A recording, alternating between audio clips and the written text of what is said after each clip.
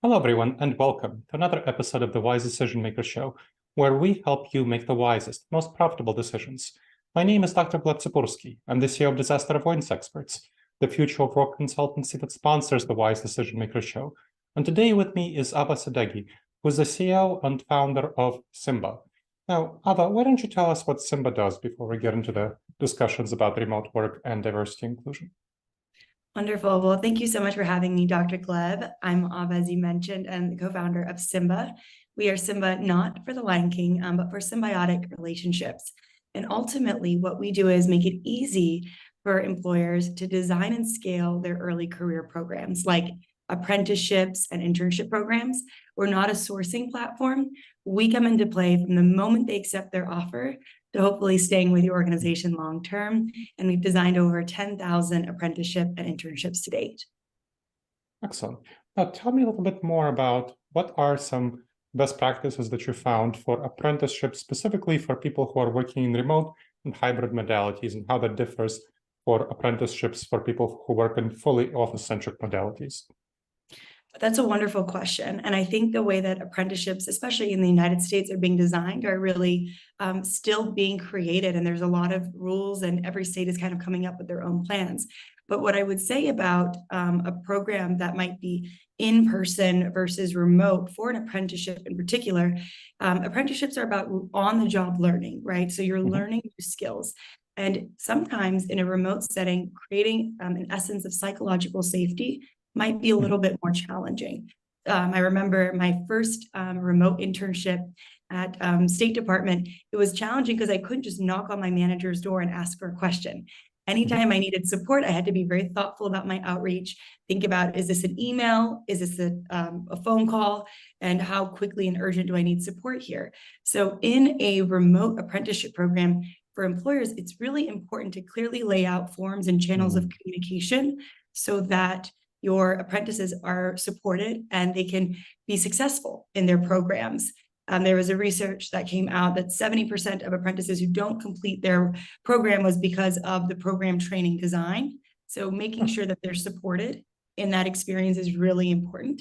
And in an in-person program, making sure that you also create systems, whether if they need access to transportation to get to the training, or what other types of support they might need if they are coming for an in-person experience. So those are just a few high-level tips and differences between the two. Now, let's think about the young generation coming into the workplace, Gen Z, and as they are getting onboarded, figuring out that early career process. How is that different from previous generations? So every generation has had its own essence and its own experiences. We recently gave a webinar last year, actually, around every decade and generation and what they've experienced.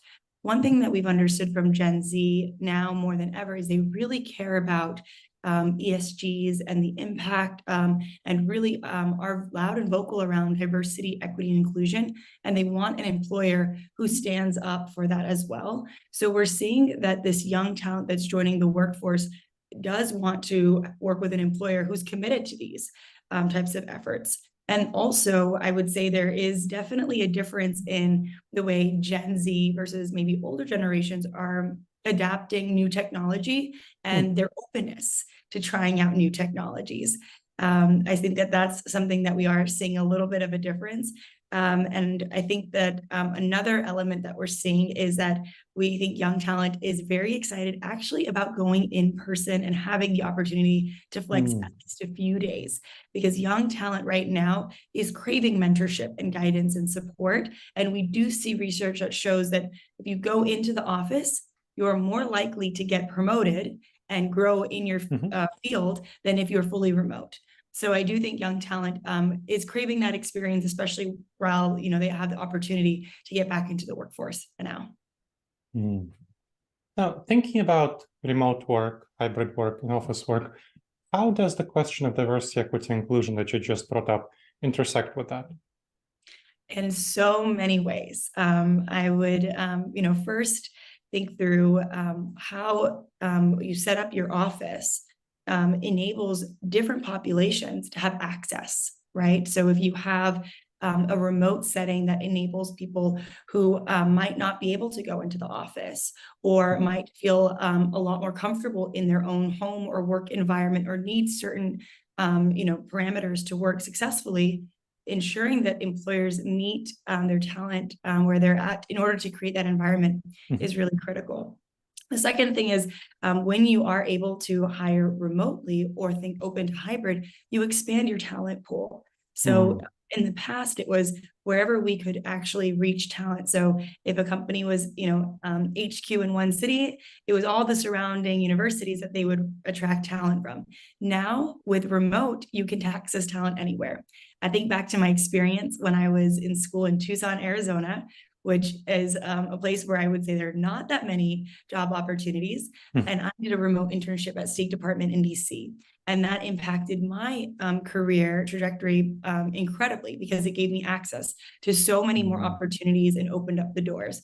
So I think that it's important to be flexible, but it's also important to keep in mind from the employer, do we need people to come on site? Because the privilege, I think it's also a privilege to be able to be fully remote too and have that type of environment, right? When you think about frontline workers and the type of work they have to do if you're in healthcare or you need to be on site for manufacturing or you're a clinician or you're in the service industry. So I do think it's, thoughtful to always keep that in mind as we get to talk about, the type of work environments that we create.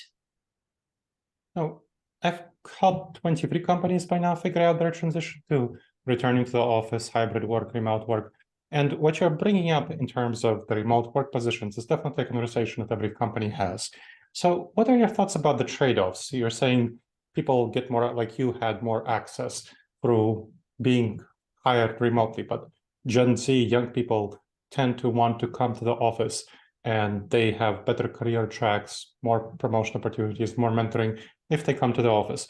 So what should leaders be thinking about when they're weighing these trade-offs, giving access, maybe tapping talent versus the professional opportunity, the leadership development opportunity for talent once they're in the company? What should be the trade-offs and what should they be thinking about? So there are so many factors, and really to kind of circle back to that notion of a lot of companies are, really a case study of one. Every company is different and operates in a different way. So I think that leaders first need to understand their own company and run potentially experiments to become open-minded to the way that they can work. I think that it's not black and white at all, and there are no absolutes when it comes to this. Some leaders, if they are going and shifting into a remote setting, might need to set up their office in such a way so there is an investment right up front to be able to enable that and allow that type of work environment. Although Gen Z might like to go into the office, research does show that they don't want to always have to go into the office. They like the opportunity to flex maybe 2 or 3 days a week. So I think that I encourage leaders to think, okay, what type of talent do we want to attract? Does that talent live in our city, or do we have to become open to attracting talent from other ways? What would that do to advance our diversity, equity, and inclusion? Would that give our talent the opportunity to be living in areas they'd like to? Can we actually service that? And then I think, some of the trade-offs might be that it can be challenging sometimes to get teams ramped up and feel part of the culture in a fully remote setting immediately. So there are some things that you can do that if you are fully remote as a company, you can design quarterly offsites and ways of doing maybe cohort onboarding. So if you do waves of onboarding, maybe you might hire your 5 teammates all in one day. And so they can act as a buddy for all of each other throughout that whole process.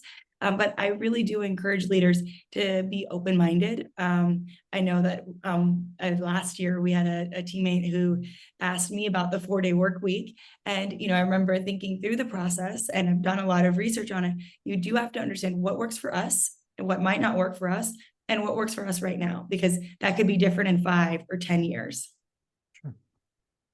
Yeah, in terms of bringing people on board when they're junior, recently hired, I strongly encourage my clients to bring people into the office, even if they're hired for remotely, for the first couple of weeks, get them trained, learn how people work, how people operate, get that onboarding in, maybe get some in-person mentoring, So they build that trust before then working fully remotely. Yeah. Yes. Now, Especially what are for your early talent, I would say, right? I think that because sometimes you want to create a really important environment where they feel like they can ask for support and help, and they're in that training environment. So that's why I would say for Gen Z, especially, to double down on that. So what are your thoughts about the future of that onboarding mentoring process, thinking about in the next 3 to 5 years with where remote and hybrid work is going, and also with the growth of AI, which will likely facilitate mentoring, facilitate onboarding for young people going forward? I think it's really exciting because I think there's a gap in ability to fully service everybody who'd like to be mentored. And I often find that there's usually a few leaders at the top and then a whole wave of young talent or emerging talent that wants mentorship. So I think that there's an opportunity to also level up your middle management and to get them excited about mentoring. And I think AI can do a really great job of facilitating almost the administrative aspect of making some of those connections so that when you are in the process of mentoring, you can be fully present. And I think that it's so important because, to be candid, we're all a little zoomed out and it can be challenging, after a full day of back-to-back calls and as an executive to have to get into the mindset of being a mentor. So if we can really leverage AI to drive a lot of efficiencies so that we can carve out effective times for us to do this mentorship and also create a bigger pool of mentors, I think that would be really powerful. But a lot of this is yet to be discovered on how AI can do this effectively and ensure a great experience for all. But I am very, very optimistic. Well, excellent. That's very helpful. Are there any last words with which you wish to leave our audience? I would go back into experimentation and trying and being open to innovation. As a startup founder, it's been fascinating to see which companies are open to trying out new things, which companies are ready to take a chance. And so that's what I would really encourage employers to do is, innovation is not easy, but it's the only way to learn. So really do try out new things, experiment, and always try to push the needle ahead. That's a very nice note on which to wrap up. Thank you very much, Ahva. That was very helpful. Of course. Thank you for having me, Dr. Gleb. And thank you to the audience for checking out another episode of the Wise Decision Maker Show. Please make sure to subscribe wherever you check this out and leave a review. It helps others discover the show and helps us improve the show. All right, everyone. I look forward to seeing you in the next episode of the Wise Decision Maker Show. In the meantime, the wisest and most profitable decisions to you, my friends.